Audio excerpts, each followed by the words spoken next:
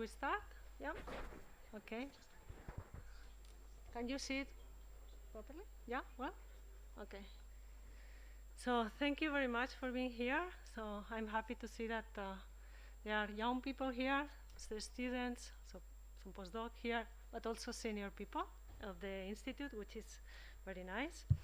And this is going to be a very short presentation of some of the activities that, some of the things that we have been working within the commission, the committee, the Diversity, Equity, and Inclusion Commission of the Institute. And so the first thing is that we want to introduce ourselves. So you can see here the people who are actually part of the at present of the commission. So you can see that it's very diverse, and not only in gender. So there are also professors, the head of the administration, students. So a postdoc here, students that you can recognize. Okay, some professors here. We have Licia acting as an advisor, and this is me. This is Asunta, which is myself. Okay, which is I'm chairing the committee now.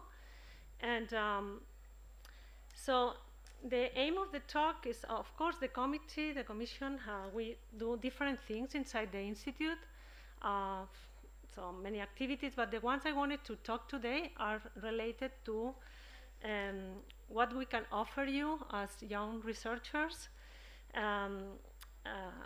in order to provide a welcome environment for you guys.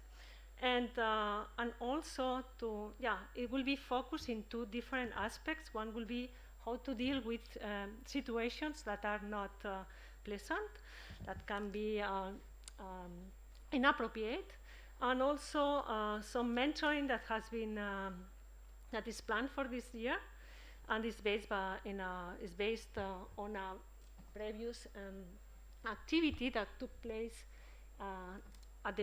since March of the present year. So basically, what I'm saying here is that the DEIC, the commission, was approved 3 years ago by the council of the Institute, and the aim, as is written here, was basically to promote specific actions to provide a welcoming environment to our members, right, and visitors. So regardless, of course, of gender identity, sexual orientation, ethnicity, beliefs, or disability. This is not new. This is what most of the committees in different institutions, they do. So this is the aim of any commission dedicated to these kind of things, of issues. And of course, the DEIC is committed to creating a working environment free of any form of harassment, sexism, discrimination, and other forms of humiliation. So in order to do that, we have developed a procedure to manage any possible complaint related to discrimination, and we have followed some training, and we keep following training led by experts and addressed to the members of the commission, focus on how to proceed in case of harassment, for example, or how to deal with different types of complaints, okay? So the first thing that we have to take into account is that that the commission, the DEIC, which is part of the Institute, is inside of a larger institution, which is the University of Barcelona, that has its own unity of equality unit.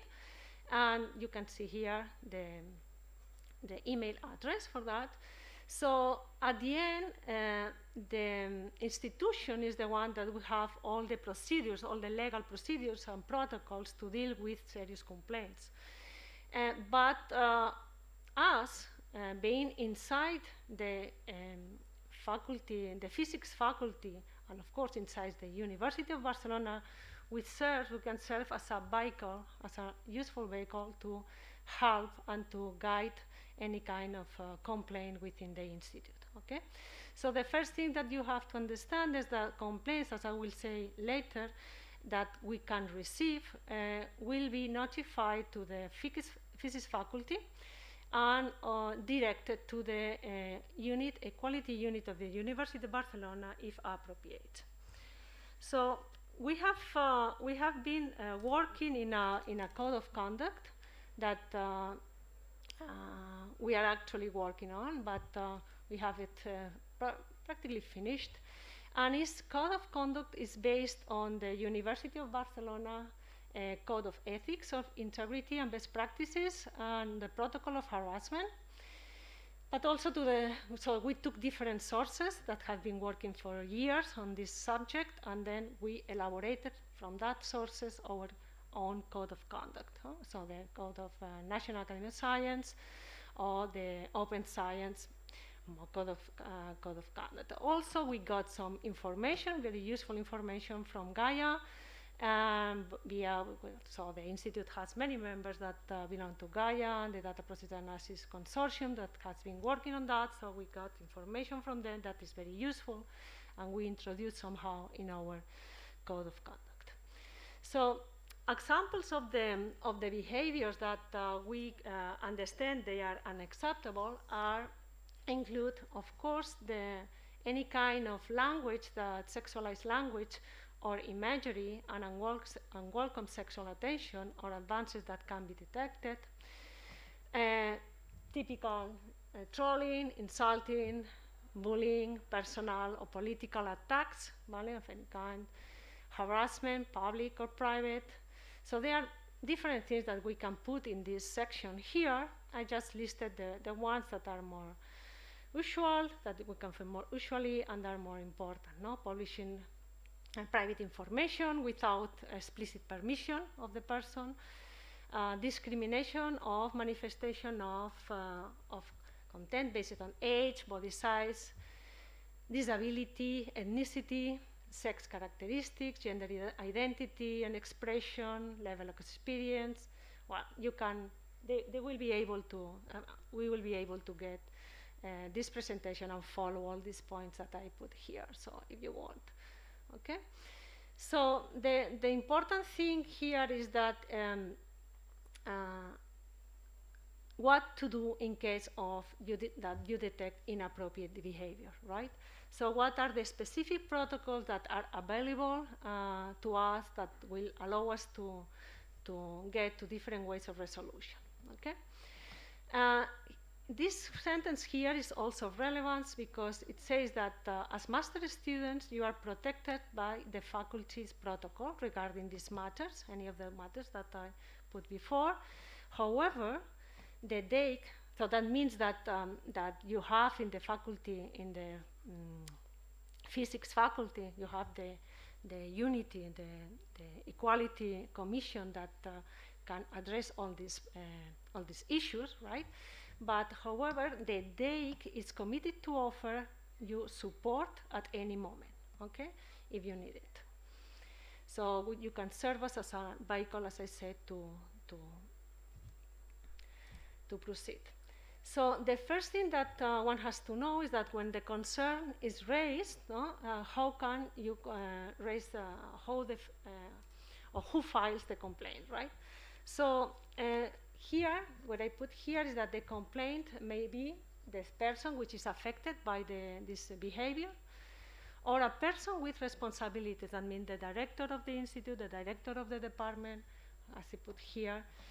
But the complaint can also be presented by a witness or a third party. But in any case, the complaint will not proceed without the explicit permission of the person who has been affected or concerned. So the person has to agree to, so you can file the complaint. Okay? And how is the complaint submitted? So there are different forms that the complaint can be submitted. One way is by email. In the address, I put it in here. So we have this email address. Okay, so you can direct the complaints.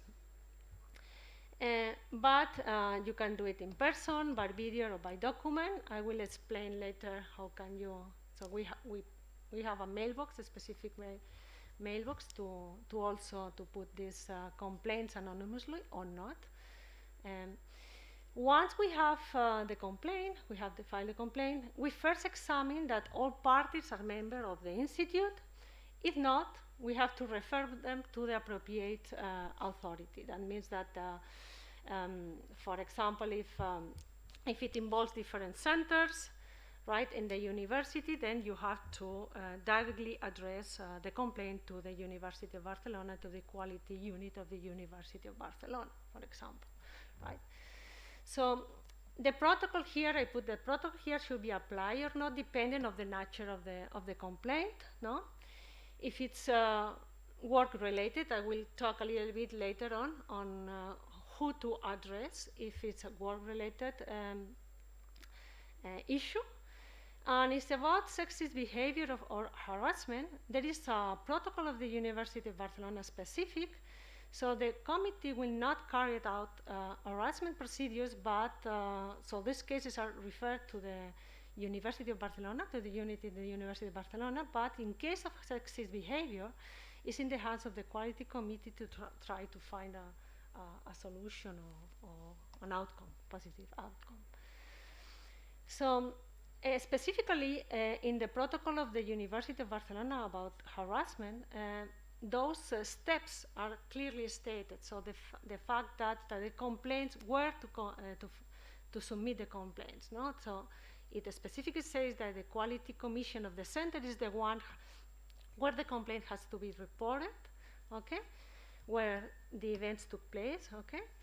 So if it involves more than one center, as I was saying, or the entire university, or they involve persons not linked to any center, one has to address the equality unit of the University of Barcelona. Okay? So, as I said here, as I said before, so any complaint or reported to DEIC must be informed to the physics building, to the physics faculty, or to the quality commission of the university as applied. Okay.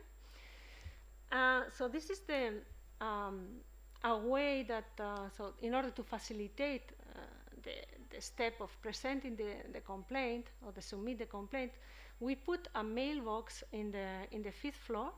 This is the secretary of the Institute of Cosmos Science. There are two secretary offices. This is the one which is more external, the one that goes to the hall of the fifth floor, the physics building. And next to the mailbox for the general affairs of the institute, we place another mailbox which is specific for DEIC matters. So this is where all the complaints that people want to submit in a document, for instance, can be sent. Okay, as I said, in an anonymous way or not. So who will receive the complaint? So once the concern is raised, so this complaint is received by the ombudsperson. So these persons are persons who are the ones that well, I just wrote here some of the roles of these persons. And here Francesca is not here. Francesca Figueras could not be here. She's traveling. She's one of the members of the committee, which is was designed as an ombudswoman. Okay, and Sofia, which is here, is the one designed as one of the other ombudsperson, ombudsman, right? And the role of these persons, part of getting the complaint and getting in touch with the DEIC if appropriate, is to, of course, provide protection, confidentiality, neutrality.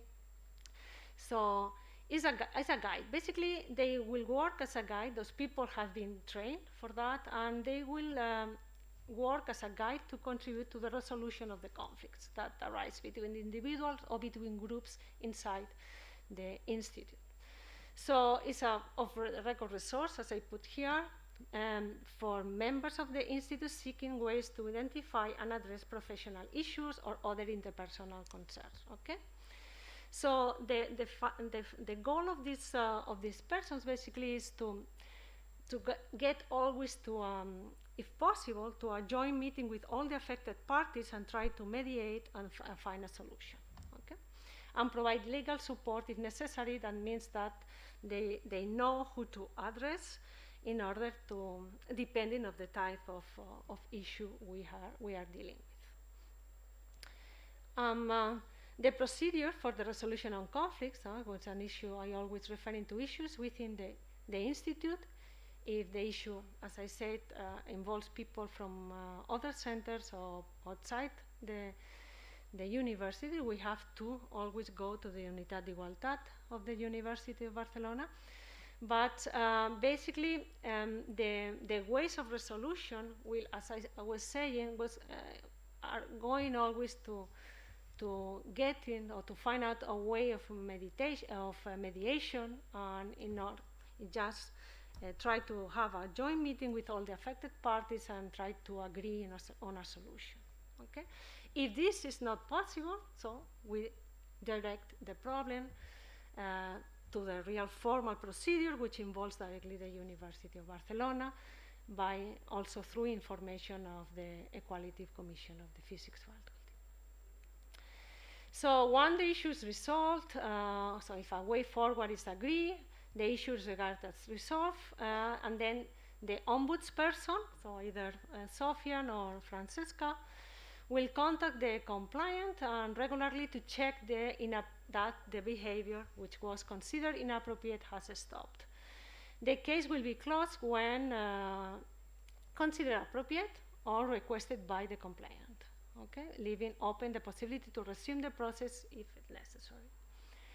So this is what happens with this kind of matters, but there are other kind of problems that can be more related to academics, and these have to follow another path.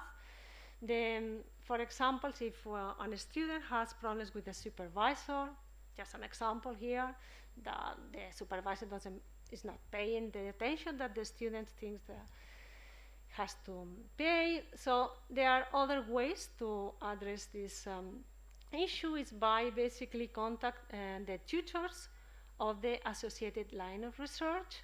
Okay, yeah, we are going now in the step of the PhD. Okay, and in the institute there are two tutors depending of the line of the two main lines of research. The ones that encompass all the topics in astronomy and astrophysics, and is Alberto Manrique, which is the one put here, and another one, but every research related to particle physics and gravitation, which is Joan Soto. So one can contact the tutors, or the people affected can contact the chair of either the academic commission of the doctorate, which is myself, or the doctorate commission of the physics faculty, which is Luis Mañosa. Okay, so this is another way of resolution, which are only for academic issues. So this is what I wanted to inform you about what to do in case of inappropriate behavior. But I also wanted, in the second part, which is of the talk, I wanted to talk to you about a very nice initiative that is going to, it's starting now, no, it's going to start soon. And it's basically is motivated by the very nice experience that we had at the beginning of this year, because so it was in March, no, 2021, when Antonia, which is here, Antonia Frassino and Marija Tomasevic, they started a series of online contact with master students. This was also this was only focused to female researchers, right? And it was a very spontaneous activity that came out just in order so that people don't feel isolated, giving some support to these female students doing the master, right? Okay, so the experience was very positive. I think that they were talking about all kind of matters, no? From talking about science. I mean, she's here, she can tell you more details about that. But it was about science, but about also more logistic things, like related to grants and applications and things like that. So this was so positive that they wanted to start something this year, a little bit opened. So they involved, I don't know if Marija is going to be involved in this activity. I think you have to press here. Is Marija going to be? Yeah. So Yes, she's involved, but Because she was a student here yes, last year, but now she's she's now a postdoc in a outside. different place, but we can still organize some remote meetings, and of course she's involved in the discussion. Very nice. So the initiative actually started with Antonia and Marija last year, and this year, so there are the two students, no, also Tony, which is here, and Mark, which is there, Mark Carretero, which is there.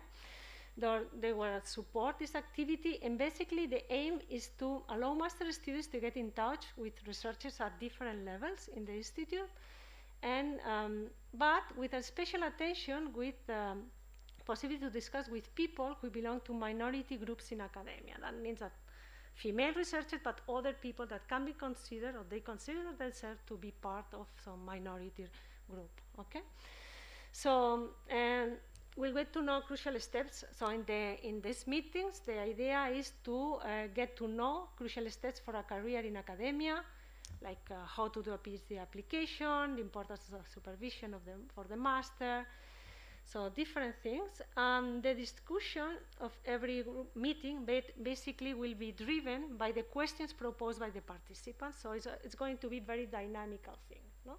So it's basically what they have in mind for the mentoring this year. The way they organize it was 2 monthly meetings, so 2 meetings a month, 45 minutes each, I guess, in person, no? Or Yes, so this semester, since all the activities they started in person, we were thinking of doing this in person. okay. In particular, in the blue room. In the blue room, In the blue room during floor. one of the lunch breaks of the week, so Okay. it will not interfere with the lectures for the students. Okay, great. And then you were thinking of having 2 groups, one group more like composed by students that belong to minority groups, no? Females, and something more. Just go Yes. on. You do it. Yes. Sure. So yeah, we were thinking to have 2 meetings per month, so it's not too much for the students. It's not a big effort, and we thought about dividing these meetings to have 2 different meetings. So one meeting is for a smaller group, let's say, this so-called group 1, that would be for addressed to people that feel that they belong to minorities. So it could be gender related or other kind of minorities. So the topics of this discussion, for example, can be more directed in that direction. And another meeting, more general, so for everybody, all the people that want to attend that it's more related to more general topics like about career in academia or applications or all the other issues or topics related to the academic life, either at the master level, so for courses, master courses, or other topics related to the master, or to the application for the PhD for the people that want to go in this direction in the academia. So the idea is the group 2 includes also the group 1, no? Plus Yeah, everybody. of course, the students can decide to which meetings participate based on their time availability, so much time they have, and the interest in the different topics. Okay. So this is, this is the list of things that you sent me that you basically, from the experience you had in the so since we only had this experience last semester, what we try to do is try to recognize the interesting questions or the questions that students were more interested in, and we had a brainstorming among all of us so a few weeks ago, and we thought probably these are the topics that can be interested. But as you said at the beginning, since this is a very dynamical and question-driven kind of meeting, of course, if there are other questions that are related to this particular semester or other things that the students want to discuss, of course, we can either discuss these topics or find people that can give advices for that particular topic, for example. Okay. So just that's it. So we didn't want to have a long presentation, just to let you know. And so we are here, and we actually want to to ask you for volunteer already, no? Yeah. So if you want to register for the mentoring program, for example, you can do it right now, no? Yeah, You can yeah. do it Or if there are questions about that, so if you are interested, you can read more details on the slides. But it would be nice if you are interested to give me your names or your email so that we can organize the meetings to me or to Mar or Tony if you know them. Well, they can be also here. That would be also nice to have more postdocs, Yeah, maybe, no? yeah. Involved. I think that it would be PhD nice to have students some and other postdoc or PhD students from the last year, maybe also. We will have 2 students from PhD students, which are you're starting right now, right? And so, but maybe another postdoc will be good to have it. Yes, also. indeed. So yeah, so that's it. So if you have questions, comments, I think that the most interesting part will be now that we have something to eat and to drink and to talk, no? Outside in a more relaxed atmosphere. Thank you, Asu, for the presentation.